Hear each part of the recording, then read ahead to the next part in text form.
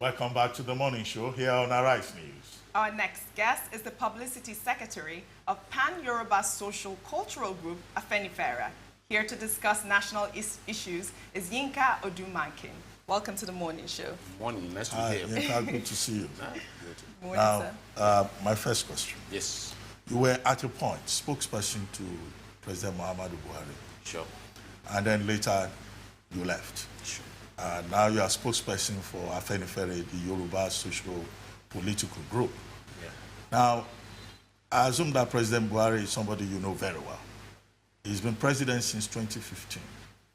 I want you to do an assessment of what he and his party, the All Progressives Congress, have been able to do. Do you feel disappointed, or you are not surprised, or you are impressed? What's your take? I'm not disappointed because, like you said, I was with the president in 2011 as a spokesman. That was when he ran with Pastor Tunde Bakari. Up until then, I didn't have any close relationship. But in the course of that election, we worked together.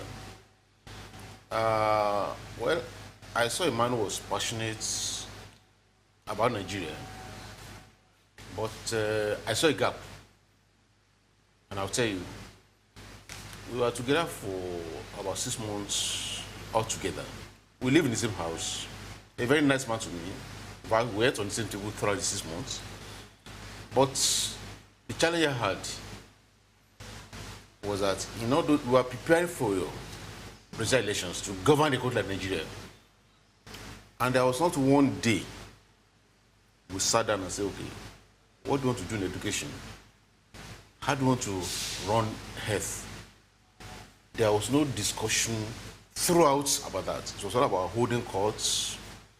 And I've sensed that, look, even if we won that election at that time, we are going to run into trouble in terms of not having sufficient preparation. It's not just that I want to be president. Because even now, I see a lot of people who are running about, I want to be president, I want to be president, I want to be president.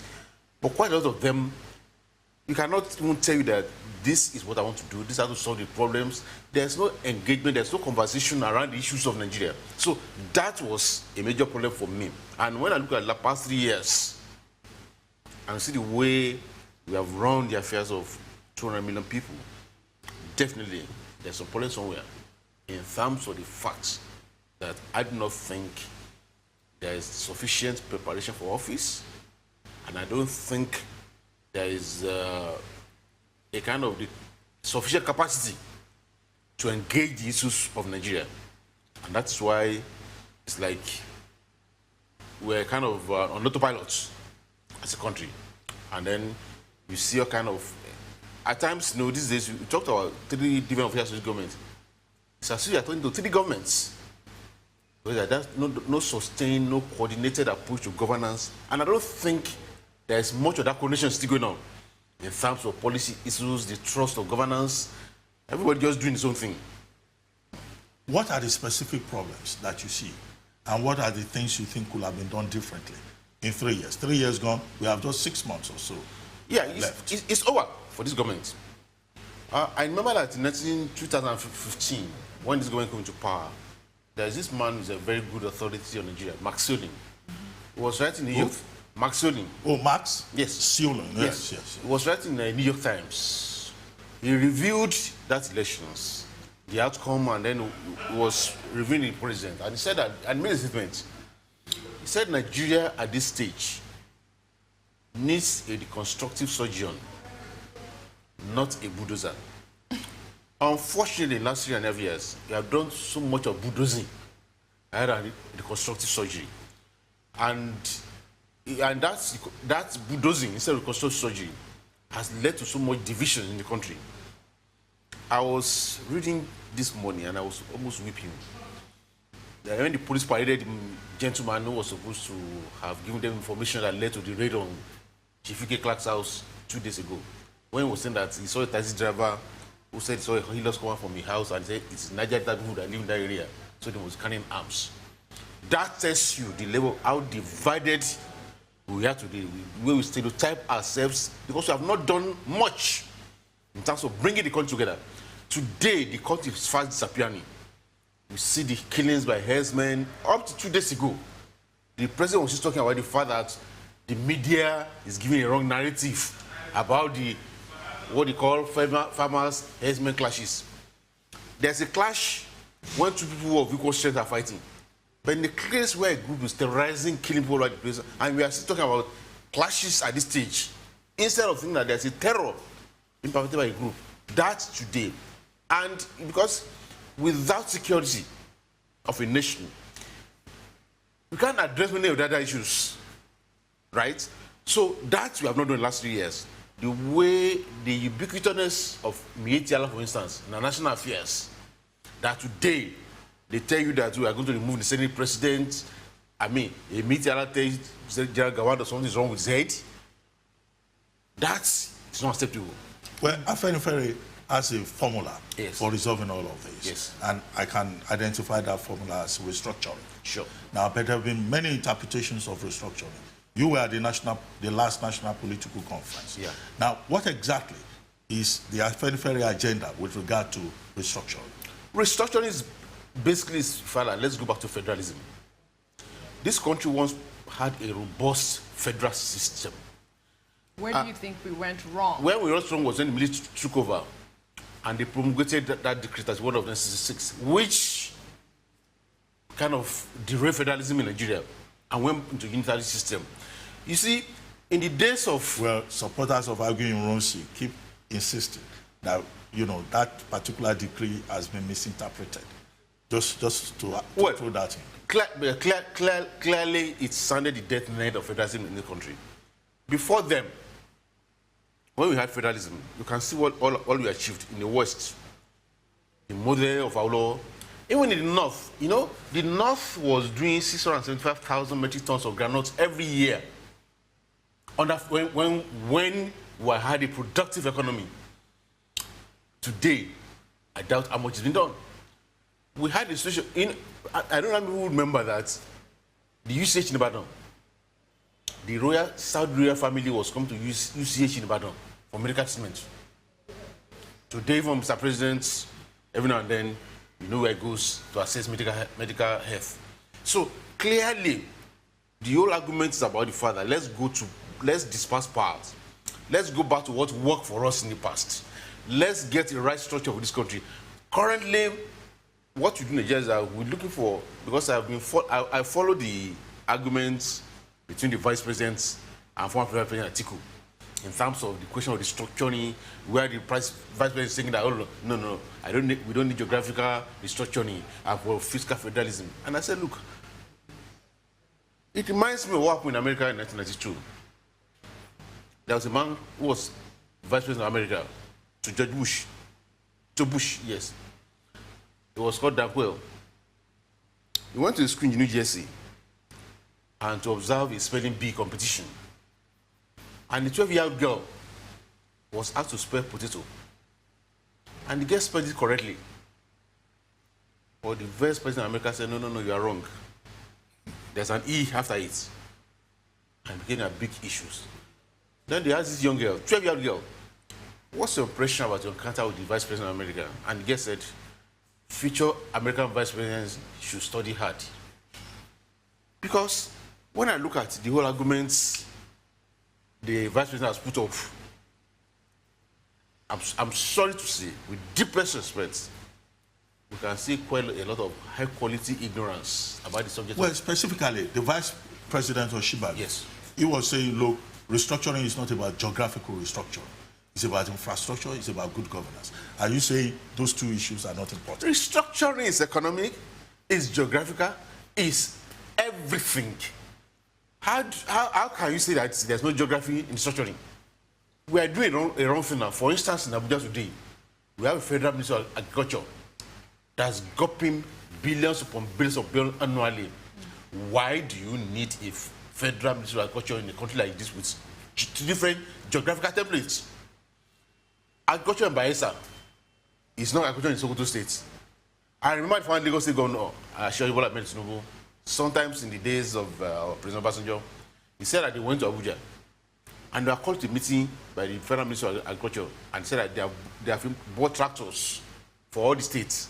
So they want to distribute tractors to them, then they'll be deducting money from their allocation. And say you put the question, you are giving tax in Lagos to go and fish? So how can someone say that in the country of Nigeria, when you're talking restructuring, geography is not important? It's very, very important.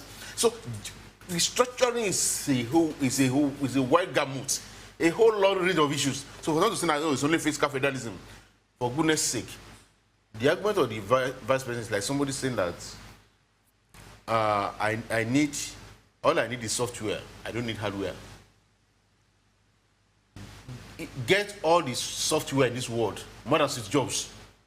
If you don't have a hardware to put them inside, you are wasting your time. And so, and when I look at his exchanges with the former vice president Yinka Odumakin, and I say, what is he arguing with really? And he got to a point where he was saying that, oh yeah, I took his talking restructuring, he's not talking corruption. So you want to restructure corruption too, or what? Well, I mean, Afenifere seems to have taken sides in that argument with Atiku. Is Atiku Afenifere's preferred candidate for the 2019 presidential election? We are not talking about candidates yet now. Okay. What we have on the table now are aspirants. Okay, but Afenifere... But are you supporting Atiku? No. Atiku support what we support in terms of restructure Nigeria. There are other people who have come up too. McAfee has said, oh, I will restructure. Even surprisingly, I read Kwakwanso's declaration where I was saying that restructuring Nigeria will become productive. So David Mark came up yesterday, said, I'm going to restructure. Yes. So the agenda has been set. So as fair at this stage, it's not about persons. It's about ideas, the kind of Nigeria I want to see. Because we have looked at it, we'll be wasting our time as a country if we don't go back to that idea of restructuring Nigeria. And that's why in 2014, 2015 elections, when Afenifere supported former President Goodluck Jonathan, it's only on the basis of the National Conference 2014 that we put our fingers on it that unless we implement this report, nothing is going to happen. We have done 3 years now. What has happened? Things have gone worse in every facet of life. Because look, where we are today, the engine of nationhood has knocked in this country. We need to get back. Is it that bad? It's worse than that. It's worse than that. Today, we promised change 3 years ago. Now we are the global secretariat of poverty. In 3 years, the poverty clock said it. May came here to repeat it in our face. Since Nigerians now going to extreme poverty every minute, we promised to create 3 million jobs in 2015. In 3 years, we have lost 9 million jobs.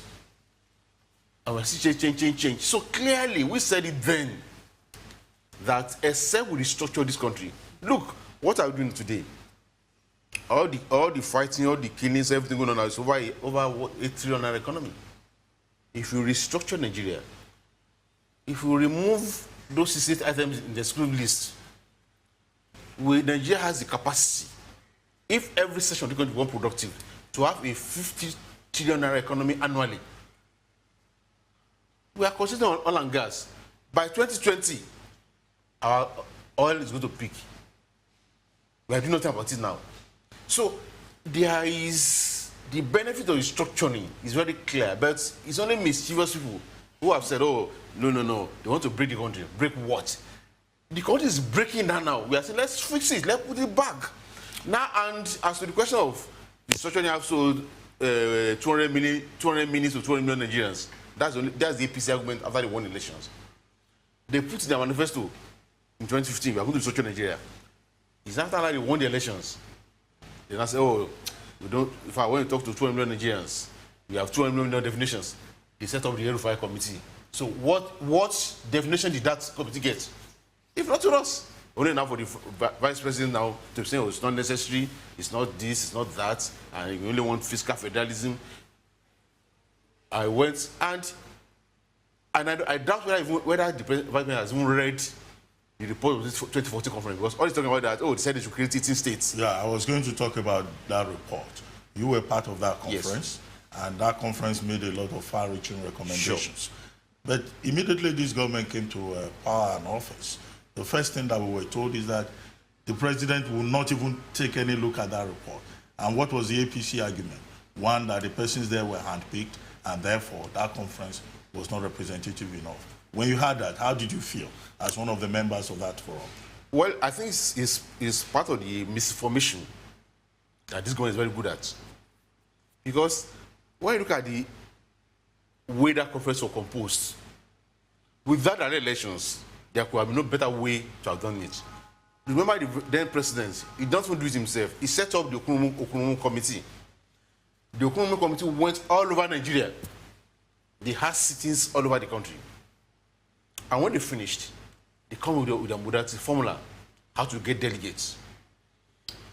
In that, out of the 496 delegates to that conference, the only people that were handpicked were 36 elder statesmen from across Nigeria, who were handpicked by Mr. President to pick one elder statesman from each state of the federation. All the other delegates came in through indirect election by their representatives. For instance, I was at that delegates as a result of the ethnic nationalities. Each ethnic nationality, the ethnic nationality groups in each geopolitical zones were asked to bring 15 nominees to that conference. We made 90 to start with. So it was not the government that handpicked them. It was not nationalities. You know, I remember in the Southwest, we had a meeting in Ishara where we gathered all the leaders in Rwanda, where the delegates were picked. Every group, students, labor, women, professional bodies, and the rest of them were asked, this is your number, bring them forward. And that was why at that conference, we had the best that Nigeria can put on parade. You name it. I've now seen the assembly. The only seats that was vacant at that conference were the 2 seats allocated to the APC, who said they are not going to participate. And there are members of APC who came to that conference in their own rights, not as APC. I remember people like Governor Shegun Oshoba. These were APC people. They were at that conference. So, but it's about the fact that this government is not ready to address the issues of Nigeria. That's why you can say that, oh, you don't want to look at that report. Okay, you don't know. You have set on your reports. Afenifere Committee. What have you done about it? That's the issue.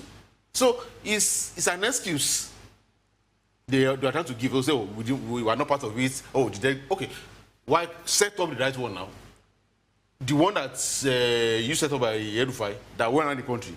They came out with the same reports. In fact, it's like they lifted our reports. When we read the Afenifere Committee report, what are you doing about it?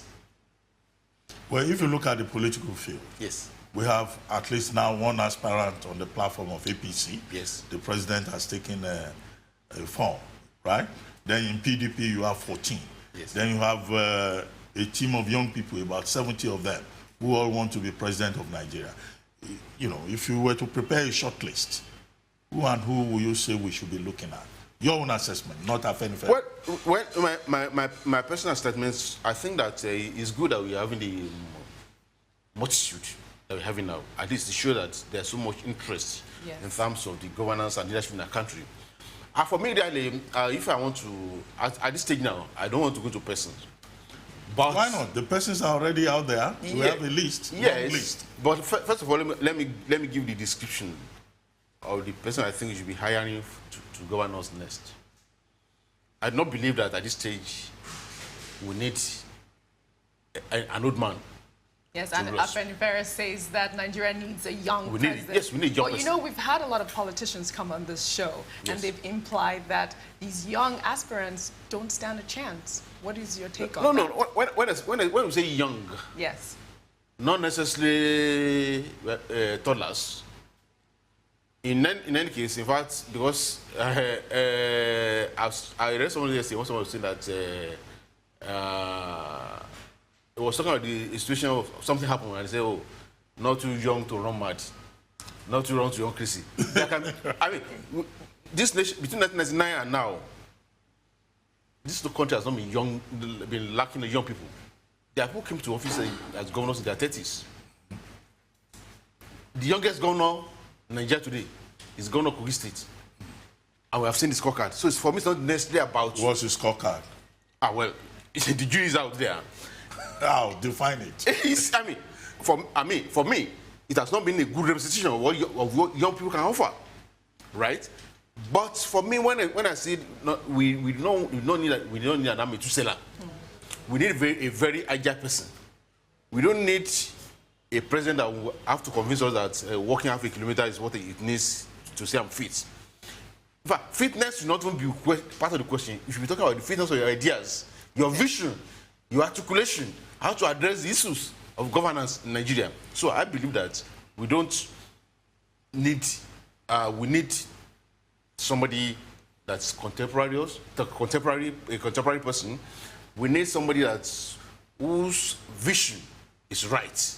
We need a very articulate leader who can, look, I was impressed recently when I look at the video of the visit of the first Prime Minister of Nigeria, when he visited America in 1961. I was impressed. The confidence he exuded, the way he was speaking, impeccable English. You know, I said, I would like to have this kind of person as my president today, right?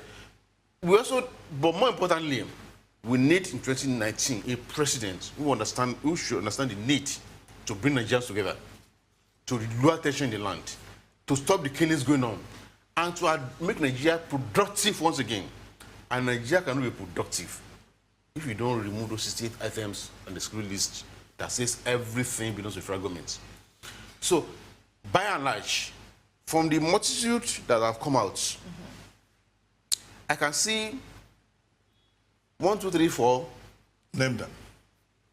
Well, I don't want to give names. You don't name them. These are Nigerians. So people can... At this stage. Yes. Right? But clearly, you may say I'm biased. It's your It doesn't matter. But for now, I think that there are some aspirants who have put their fingers on the issues of addressing productivity in Nigeria. I've seen that Atiku has talked strongly about that. Okay. I can see that McAfee has mentioned it. Even Kokonso at some point, in his declaration speech, made it. Bukola Saraki has come on strong, but he has yet to come out with a comprehensive program. What he said about at the declaration of Abuja, well, we've looked at that. It's also looking at a working Nigeria. So when you look at this and some other aspirants that were coming up, I believe that, first of all, I want to say, for most of the people I've seen, I do not see any of these people become president of Nigeria and will allow the kind of killings going on now to continue. Well, but can all these persons be trusted? Considering that, you know, what Nigerian politicians say when they are seeking office is often different from what they do when they get the opportunity. Yes, it's now left for Nigerians to begin to interrogate them, to begin to hold their feet to the fire. At this point now, but you see now, for many of them, they still have the benefits of making promises. The only one that cannot make promise now is the incumbent. It has to be this is what I've done, not I'm going to do this. Promissory notes will not do, so it has to be cash.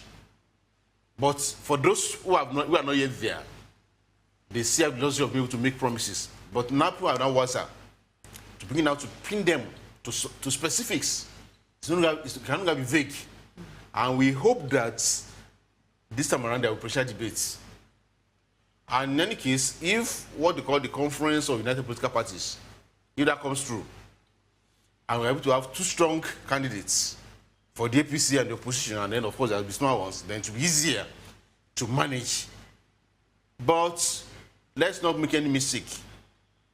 There is constitution now to think that, oh, the vision for Nigeria, for the structuring, it's really about the president. No. The National Assembly is key. Who are the people going to Senate? Who are the people going to House of Representatives? Even with the House of Assemblies, because to make, if you want to change Nigerian law constitution democratically, okay, you need National Assembly, you need state assemblies, so we should be interested. You should not just concentrate on just the one man, president, no. Even we should be interested in those who go to the Senate, those who go to the House of Reps, those who go to the assemblies, those are levels in which the whole business of remaking Nigeria will happen. And I must improve on the quality. Our next Senate House of Reps and Reps should not be placed for fashion parade. Because you see, when you look at... Or for dancing. Or for singing. Or singing. I mean, you see them today when you see some people, they sit down, they have rings on all their 10 fingers. Yeah. You write their names on their caps. That's not what we're looking for this time around. We need people who can articulate the issues of Nigeria, who can provide solutions, who can solve a problem. Oh, Nigeria first. Okay. Well, let's talk a bit about Southwest politics. Yes. I mean, the Southwest is a major bellwether zone in Nigerian politics, yes. The swing states. And in 2015, the Southwest, you know, if I may say so, handed victory to President Buhari because the Southwest voted for him. Now, where do you see the Southwest going in 2019?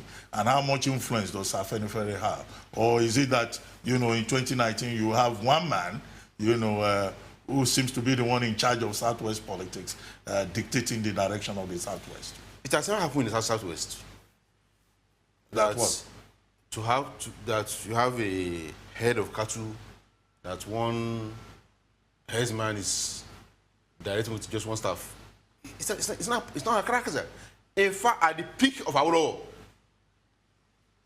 the second most important figure in Yoruba history after Oduduwa, Awolowo was never in charge of Yoruba land 100%. He had majority. And we go back to 2015. I remember that time it was when Afenifere came out clearly to say that on the basis of 2014 National Conference restructuring, we are supporting Jonathan. Go and look at the figures. The figures in Southwest was 52% for Buhari, 48% for Jonathan. At the peak of the glory of the APC, all the propaganda then, or regime change, anything but Jonathan. But on this, that we stood on the issue of restructuring, it was 48% to 52%. A lot of things have happened between 2015 and now. The Southwest are very, very enlightened people. They cannot be led by the nose. The interest of any leader or leaders cannot be the determining factor. It should be what they are convinced about. So 2019 is going to be very, very exciting in the Southwest. Those who think that,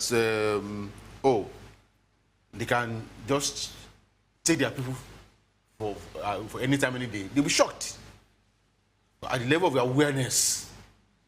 In fact, when you look at the interest who have taken in collecting their PVCs, in spite of the difficulties they're having getting them, it's amazing. In fact, about 2 days ago, the Afenifere had to close all the market in Ife. Go and get your PVC. Because I think the statement is going to come out of here in 2019. And there will be a lot of shocks.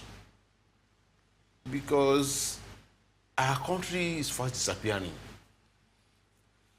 The level of killings going on is amazing. And without anybody checking. The level of deprivations in the land. Today, people who you not think will beg for money.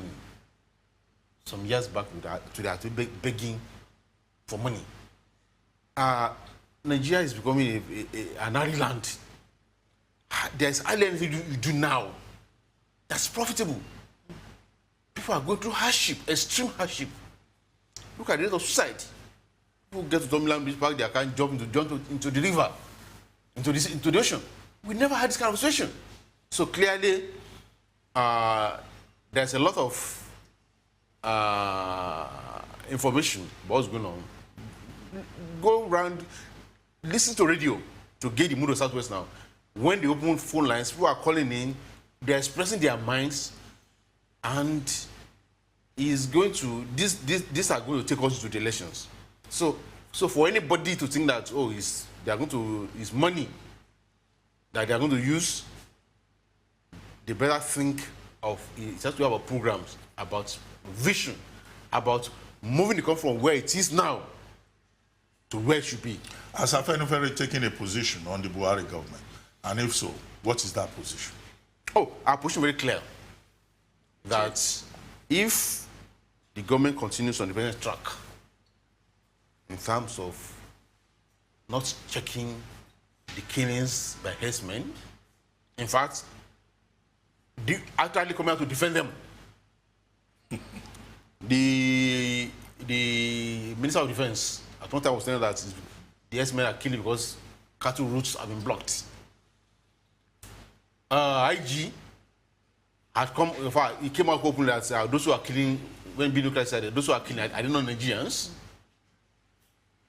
Mr. President, only a few days ago, in fact, Femi Additional even advised us that it's not better for us to stay alive than give our land or to die holding on to our ancestral land in a kind of your life or your land. Well, he was on this program. He said it was quoted out of context. Well, so, okay, so we went to net school. You cannot understand speaking English. Interesting. Now, so, but only just 2 days ago, the Mr. President was blaming the press, for goodness sake. Not blaming the aggressors, not arresting them, not prosecuting them, still blaming the press for giving wrong narratives about the herdsmen menace. The Yoruba will say that here is the farmer with swollen face, with bumps all over him, and yet every insect that bites in the forest has said, I didn't do it. So who did it? Okay, one last question. What's your take? Rule of law versus national security. What's your take on that? Any national security outside rule of law is private interests, is subversion of the rule of law. There is nothing that's national interest that's not captured within the rule of law. So anybody that's talking about the fact that there's now national interest outside the rule of law is talking about the rule of thumb, dictatorship, tyranny, and not following due process of the law. And we have seen quite a lot of that in the last 3 years. Disobedience of court orders, several courts in Nigeria, ECOWAS court have said release Dasuki. The man is still there. Ezaki. I mean, scores, dozens of our citizens have been killed extrajudicially in the last 3 years. Cannot. So if anybody is telling us that national interests supersede, rule of law, that means that those who said, this is a born-again Democrat mistook a born-again dictator for a Democrat. One more question for you. The president is only as good as the people he surrounds himself with. Yeah. If we were to do an assessment of President Buhari's team, his cabinet and the people around them, how will you grade them? Well, I think they have not been impressive. To be honest with you, I don't know how many of the appointees of this government are so these are the star performers. I mean, when in the last 16 or 20 years, when you talk about Obasanjo days, she said, this one was this one, they did this one, that. You wonder, Jonathan, you saw you can see additional, the agriculture minister, you can see the exploits that we do outside office. We are such men. And you see, when you engage in kith and kin governance, when what matters to you, for goodness sake, when you have a government that have 17 service chiefs and you take 16 from your corner of the country, you do not place emphasis on competence. But this I know, this one I know, 97%, 5%, you are bound to have this kind of thing. So I do not think that you have had that kind of star-studded team, and the time left now very short. In any case, and so interesting that even in the last 3 years, there have been no attempt to even rejig the cabinet, to bring in fresh blood, to nothing. So clearly, I think that there's a kind of disconnect between our realities and kind of team that should be addressing the issues of Nigeria at the moment. Well, thank you so much, sir, for joining us in this segment. My we pleasure. hope to have you again. So much insight. Thank you.